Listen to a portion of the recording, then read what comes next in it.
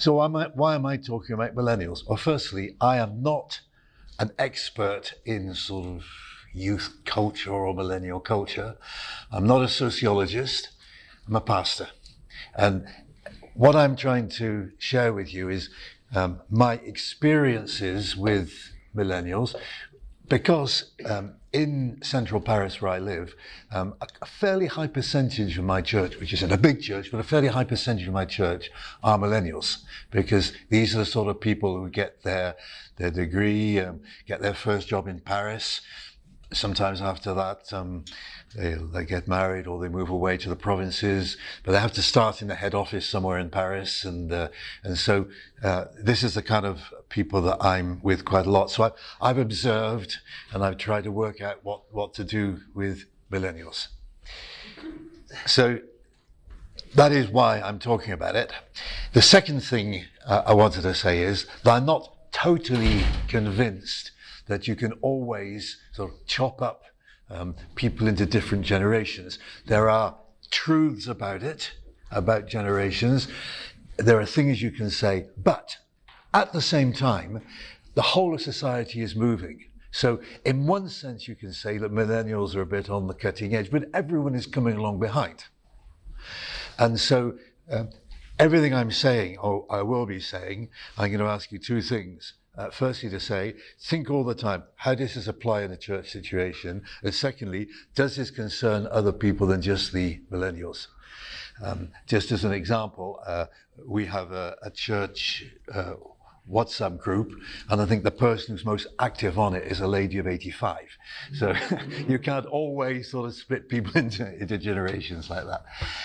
So what I want to do first is to say a little bit who are millennials. And what I like to do, because this is a workshop, I'm going to go about sort of halfway through and then try to get some feedback from you and see what you think, and if you can help me to think through the issues as well.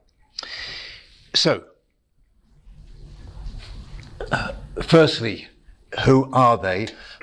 If you look on internet, you'll see that generally they say it's those born after 1981 through till about 1995 or possibly 2000. I'm not totally sure of this, because I would prefer to say, as I put at the bottom, it's people who are roughly 20 to 35 years old. I'm not sure that those really born in 1981 I would still put as millennials. Can you see here on the screen? I'm not standing in the way. Okay, good. But it's true, it's interesting to compare different generations, and it's partly through the comparison that you pick out what are the characteristics. So you can say people born before 1945 is very much duty. They lived through 2 world wars, the Depression in the 1930s. So as far as the church is concerned, people from the pre-1945s, if you like, will always be there on a Sunday morning, as long as they're not ill, because this is what you do, it's your duty. And they'll probably stay in the same church all their life, and it's probably the church maybe that their parents were in as well. And then came along the best generation ever, which is mine, of course, the baby boomers. I mean, we had the hippies, we had the beginning of rock, we had the Stones, the Beatles, we had... So, how can you decide how can you define the baby boomers? Firstly, it's the first time that a large number of people studied, or went to university and so on. That was the beginning of mass education. And the consequence of that was that being educated, you put everything into question, but also you had your qualifications. So on the one hand, as I remember someone saying once, you learn to question everything, but not actually to burn buses.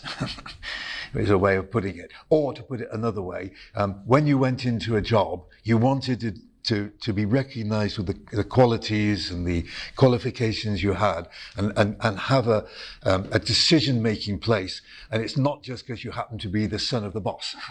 So that was one way of defining it. Then after that came along what people call Generation X. That was because it was the name of a novel that was written about that time to describe the people of that age. And then after the Generation X, what are called the Millennials, because it was around about the millennium, year 2000, that they were born, just before, just after. I think that the baby boomer generation, of which I belong to, and the millennial generation have both got a very real, clear identity. I'm not sure the Generation X do so much. If you're from the Generation X, I'm not. What I mean is that I've had so many people. At one point, for about 12 years, I led the student movement in France, which is affiliated to IFES. And I don't know how many times people said, well, I envy you belonging to the baby boomer generation. That must have been a great time, because we have unemployment and we've got AIDS and we've got all sorts of things which you didn't have. You had the freedom, but not yet all the problems. And it's true that when I left university, I didn't think until about a few days before I finished, what job will I do? And I knew I'd just go straight into any job, no problem, because it was a different age. And the Generation X lived much more in a time of difficulty. There were the oil crises and so on. Unemployment was rife, and yet we hadn't reached this new identity of the millennials. And I'm going to try to explain what I mean by that with the next 3 slides. 3 definitions, if you like, of millennials. Firstly, the obvious one, digital natives. Born with computers, phones, and so on. And if you're older, you try to sort of stick with it. I mean, sometimes I think for myself, IT is a bit like a horse which is sort of racing across the country, and I'm hanging on to its tail, just managing to stick with it somehow. But the digital natives, it's just completely normal that this is the world you've grown up in. So they are obviously, this is not rocket science, but hyper-connected all the time. It makes me smile a bit, because as soon as I get onto the metro in Paris, and I look at everyone else getting on, the very first thing that people do when they get on the metro is, and you look and see what's on your phone immediately. And so you turn it off, and you do a station, and then, let's look and see if anyone... That's the way it is. It's hyper-connected. So, as someone said, technology is an extension of the brain. It's just part of you. A little story for that, which I find quite funny. In our evening service in our church in Paris, we eat pizzas afterwards, and it used to be very often my wife who ordered them, so she'd sort of say, who wants to stay for pizzas, and then go and phone. Now, one week she wasn't there, and one of the girls said, well, I'll do it. So she didn't go out. She just sort of found the site and ordered via the site, and it's cheaper. So now my wife does that as well. But it's interesting that the reaction was to go through the phone rather than rather than actually speaking on the phone. So I have personally great admiration for this generation, great capacity for adaptation, very open-minded, enterprising, can adapt to new situations very, very quickly. Obviously, you've got the other side of the coin. There are weaknesses, impatient. I think actually the next word, someone told me the other day, doesn't exist in English, it's a French word. Zappers, because the French verb zapper means you sort of quickly go from one channel to another, from one internet site to another. You're changing. I don't know what the word is in English. Anyone know? What would you say for keep changing? Closest is channel hopping. Channel hopping, yeah. That's the sort of thing, yeah. You don't stay very long anyway. You just sort of, And so difficult to channel, as someone once said. You're not shepherding sheep, you're shepherding cats, which you know what cats are like. not easy to shepherd. But anyway, the first definition of millennials are digital natives, and on social media they manage their image to perfection. And I remember hearing, I think it was here at ELF last year, someone saying that each millennial is a micro enterprise of self-management of their image. It's the most important thing. So the second big topic is relational. There are different things you can say about that, but they, on the whole, are relatively satisfied with life. One of the most important things in life is the relational, in other words, friends and family. Now, I don't know if you heard the expression, you probably have meta-narrative, which people use sometimes about post-modernity. They say postmoderns have no meta-narrative, which means a sort of an overall explanation of life, ideology in the form of history, if you like. But some sociologists have invented this term MIDI narrative. You have no personal meaning, you have no overarching meaning, but at the same time, what's good is you've got your friends, you've got your family, and so on.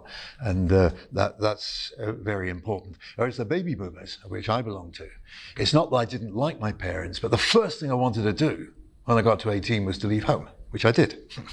Because you're not going to stay with your parents. Whereas today, I don't find that happening quite so much. I wanted my sort of independence, and I'll come back to that later, because it's an element of millennials which I find important. So,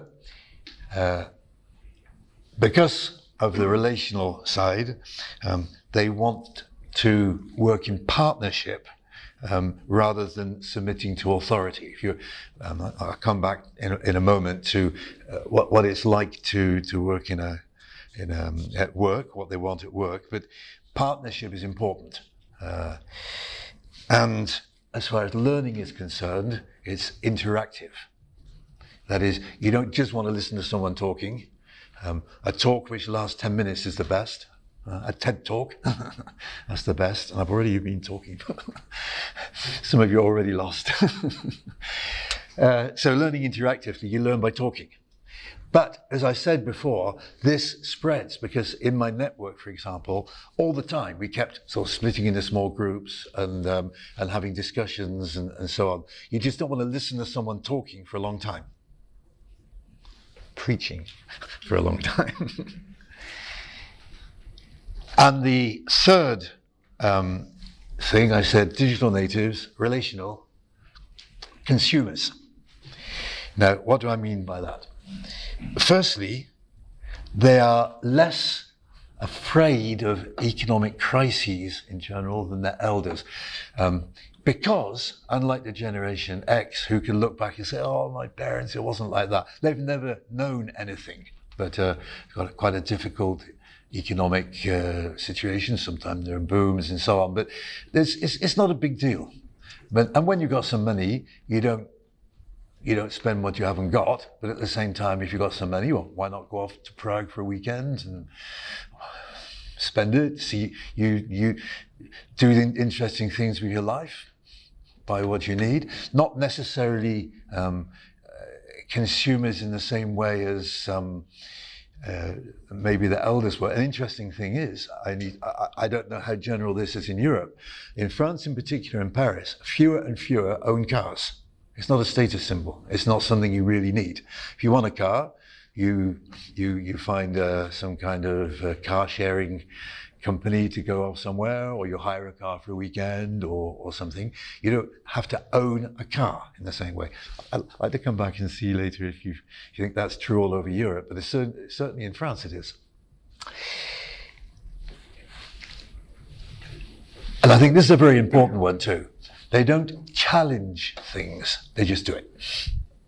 Now, I'll come back to the baby boomers. It's May 68. We threw cobblestones and things at the police, and I argued all the time with my father because he didn't understand anything about life. And so the change we wanted was always conflictual. But for a millennial, on the whole, it's not. If you don't like it, you just do something else. You don't argue it. You don't shout at anyone. You just do your thing. Why not? So this consumer outlook, I said just now, try to think all the time, what does this imply for a church? The consumer outlook is, you go to a church. If you're getting what you want, that's fine. If you don't, well, go somewhere else. If you don't like one burger restaurant, you go to another. If you don't like doing one thing, you do it something else. There's not this sense of duty that you should stay there, even if you're not really enjoying it. You go. And it's not even criticizing. It's not being rebellious. Why waste my time? I've got other things to do, so I'll find something else. So there is a kind of consumer outlook. And the final thing, it's not quite the consumer outlook, but I'll say it anyway. Many of the millennials have never had any contact at all with the church, or even with Christians, or the faith. There's a guy I meet for coffee who's a millennial, about once a month, because we like talking together. And he said to me recently, if you hadn't known someone from the church, he's about 30 years old, he said, the idea of God would have never have crossed my mind. Because they haven't rebelled or left the church. It's their parents or their grandparents, sometimes before that. They've just grown up outside of any knowledge of Christianity. I remember another one I talked to once. It was amazing. He I can't remember how he started, but he saw in our church that we had a sort of a cross, and the children had put Jesus is alive, because it's around Easter. And he said to me, well, I don't understand. I mean, I thought Jesus was dead. Didn't he die on a cross? Now, this guy was 21 years old. He was in a business school in Paris. And I said, no, Jesus rose from the dead. Oh, never heard that. Ever. So I said, where is he? I said, well, you have a public holiday on Ascension Day, don't you? Yeah. Well, that's when he went back to the Father. It's God. And then I said, and then a few days later, it was Pentecost. It's the beginning of the church. He said, no, I'll stop. The church existed before Jesus. I said, well, why do you think the church existed before Jesus? He said, well, how would anyone have known that there was a God if there wasn't a church? This is a guy who's a student, and it's so mixed up in his mind. It's not his fault, because he never had that contact. My son is a doctor. He heads up a group of doctors in the west of France, who are mainly sort of semi-emergency doctors or covering for weekends, that sort of thing, called SOS doctors. And so he has several doctors working with him and under him, and they were beginning to get sort of millennials coming along and as interns.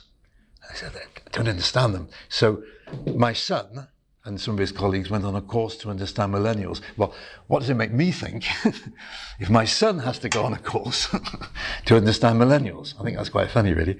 Anyway, the next 3 slides he gave me. So if you want to take photos, you can, but I mean, they're probably copyright. I took them from him, of the attitude of millennials to work. Now, okay, we're not here to talk about work, we're here to talk more about church. But I still think that a lot of the things we're going to see are quite applicable to the church life that we want to develop. So that's the first lot. If you want to, I'll go quickly, because it doesn't really matter the percentages, you believe or not, but I think there's a lot of truth in it. So 25% want to work where it's fun. 22% in a company which is innovative, 21% in a company which is ethical. This was about France, okay? So 40% want a job which will allow them to enjoy life. In other words, not take so much time. I mean, my son was saying the generation before him even, who were working in hospital, the boss's hospital, they go at 7 o'clock in the morning, they leave at 10 o'clock at night. Their life is nothing but that. He said, we don't want that. We've got other things to do than just work. Salary is important, but they only said 40% was salary important. 62% want a boss who will listen to them, because you're in the relational. Yeah? And 85% choose a job according to their passion. That's what they want. Can't always get what you want, but that was a very, very high percentage. So that's what they want at work. Then what do they hope for at work is the next slide. To be listened to. It comes back again. To be listened to. Have a direct relationship with you. I mean, the you, remember, is the boss, because these were people who've gone on a course to understand employing millennials. A relationship based on honesty. Clear instructions, well-defined rules, but some personal freedom. Mutual trust. Multitasking to avoid boredom. Because that's the worst thing, to get bored. So since you're zapping, to use this word I used just now, if at work you just got to do one thing, no, it's better to keep changing, to do different things, to multitask. They want clear boundaries and being guided towards responsibility. That this is what they said they wanted. We'll hear from Millennial if this is in a minute, but this is true or not.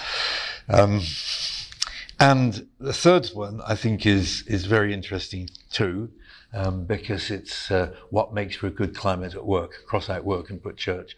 That might help. So good equipment. You don't want to use an old computer that keeps going wrong. You want the best available. You keep changing the best equipment. Trust, no favoritism. Being free to express disagreement, but not, I think, in a way which is the rebelliousness. It's an interesting one. Knowing how to talk about other subjects and work. In other words, I thought of the baby boomer generation. They go out for a meal together at lunchtime. They're probably still going to talk about what's happening back at the office. But they don't want that. You've got many other topics you can talk about, much more interesting things than that. And I know I was going to talk in a moment about the evening service that we have in our church in Paris. And we have pizzas afterwards, and the discussion can be extremely varied. Just in the past few months, somebody might talk about predestination, or someone want to know about, what do I do with my boss at work, because he keeps telling me I can't leave until something is ready, but I'm waiting for the other people. Or they might talk about, we had a whole discussion once on the famous quarter life crisis, which I don't know if you've heard of, but you heard of the quarter life crisis? Millennials have the quarter life crisis, apparently. You can look it up on internet. When you get to about 25, a quarter of your life is gone. What have I done? And that is what you were saying just now, very much. And there's a girl in our church recently, she celebrated her 25th birthday, but it was almost like she was at a funeral. I'm 25! Wow. Same rules for everyone. Time, the last three go pretty much together. Times are together and celebrate successes sincerely like your colleagues. If your company gets a contract, let's open a bottle of champagne. If it's someone's birthday, let's celebrate. This is part of life. It's not separate from your work. It's part of life. Celebrate. There's times be joyful. And I think that's an important aspect. I was going to say it later, but I'll say it now while I think of it. I think that the millennials, at least I have in my church, what they don't like is hearing older people say, things are going from bad to worse. It's horrible. Did you hear the news this week, what someone said, and so on? And as if, we're Christians, we're joyful. Why not? 64 times joy in the New Testament. So, let's celebrate. Let's have a good time. So I wanted to say, because of this, what kind of model of church should we be looking for? In my lifetime, I've already seen three models of church. The first was a very formal model, which maybe in some places that may still exist, but when I was a boy at least, you always had to wear a suit and a tie, for example, to go to church. And the women had to wear a dress, skirt, maybe a hat.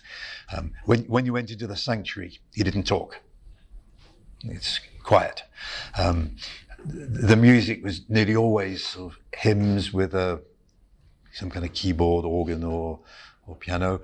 There weren't home groups because it was in the church that you sort of did everything. And then, so that's the formal model.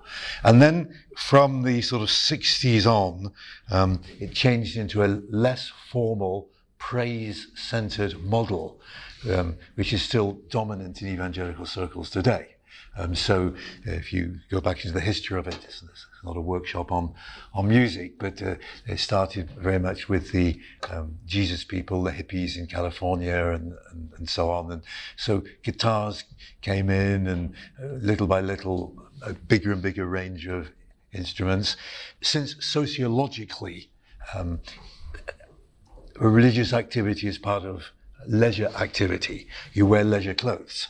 I mean, even a few years ago, I'd still sometimes put a tie on in church. I never do now. I just wear a shirt, whatever. And when I see all the guys in our church, if I want to see them wearing a suit and tie, it's when I fix up an appointment to see them between 12 and 2 when they come out of their office. That's when they're wearing a more formal dress at work, but not in the church. When you go into the sanctuary, people talk all the time. So the difficult thing is to get people to shut up to start the service, if you like. In an African church, they shout "Amen" very loudly, which being interpreted means "shut up." we're about to start the service. But this sort of praise model includes also lots of home groups, because it's not just in one particular place that you can be holy and near to God. But I am always asking the question, what is the model which may be better adapted to the emerging generation? And I have personally, and we have developed a certain way of doing it in our church in the evening. I don't know many people doing this, and I'm not saying that everyone should do it the same way. But what I am saying is that I think that we need to be much more varied in what we're doing and more creative. And I'll try to explain that, what I mean.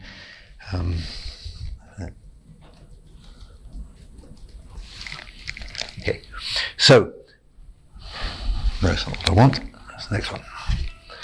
Okay, you finally get to the title of the workshop. 5 ways to reach out to the millennial generation. Firstly, a variety of style of church and time. We're far too much copy-paste. Wherever I go in the world, the services in a church are very similar, the same kind of music, often the same music, wherever you go. But there can be a variety. And so in our little church, we have a fairly classic, I suppose, morning service. But the evening, we aim mainly at the sort of young professionals, millennials, though other people come along as well.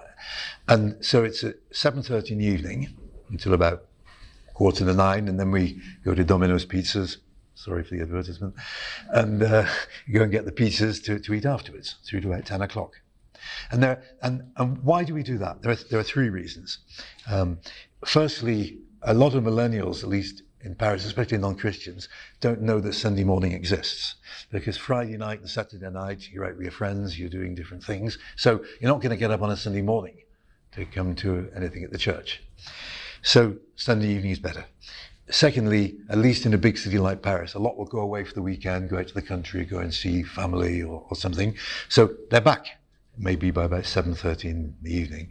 And the third reason was, sociologically, we discovered that Sunday night is the most lonely time of the week for single people, because they're often out Friday night, Saturday night with friends. Sunday night, all you've got to look forward to is work the next day. So Sunday night can be a very lonely time. And the Roman Catholic Church in France more and more is putting on the Mass for young people on a Sunday night. So we do it on a Sunday night. Why not? This is the time when they're free. Second thing, variety and creativity in our gatherings. We have quite a lot of creativity because we allow ourselves the time to be creative. And the one way in which we allow ourselves to be creative is by only singing once a month. We stopped all music or singing the other 3 Sundays, partly because the non-Christian millennials felt very embarrassed when we sang. Do they believe what we believe? No. So why should they sing it? Do they stand up with their hands behind their back? No, they're not very happy, at least in my experience with that. So we did it just once a month, and we call it our vintage service, because we're going back to the past with a singing and a little sermon. And the rest of the time we do all sorts of other things. Once a month I do a meditative service in which sometimes we might sing softly, but often more background music. We look at a Bible text. Maybe I put up a painting that came from the Louvre on a biblical theme, and we meditate on it, and then we share together what we thought, and we pray about it and encourage each other. I use a lot of films as well. Sometimes biblical films, even if they're a bit cheesy and old-fashioned, because it's one way of getting to know the Old Testament, and this helps people to go into the culture of the Bible.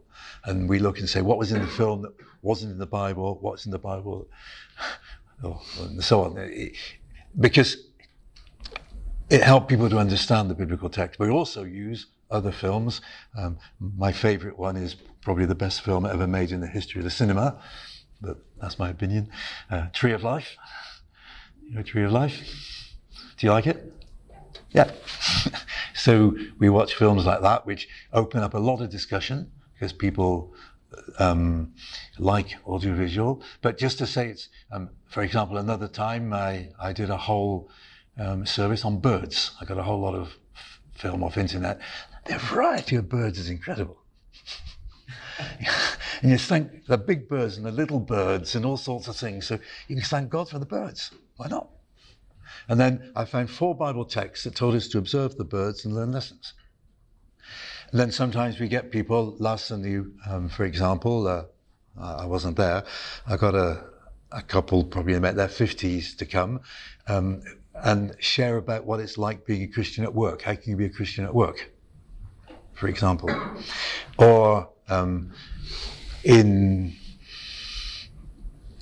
June, I got another young couple coming to talk about, well, a young couple with children, about marriage and children, for example. And this Sunday coming, the whole evening is going to be on how do we understand the biblical teaching on homosexuality, and how do we explain this to others and so on. And I know already, because 2 non-Christians said they're going to come because they want to hear this.